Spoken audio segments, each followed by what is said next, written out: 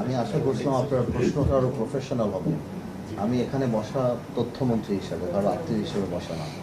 সুতরাং আমি আশা করি আপনি আগামীতে প্রফেশনাল ওয়েতে প্রশ্ন করবেন।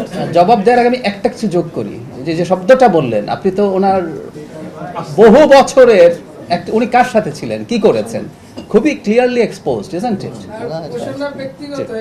জি জি, এটা আননেসেসারি।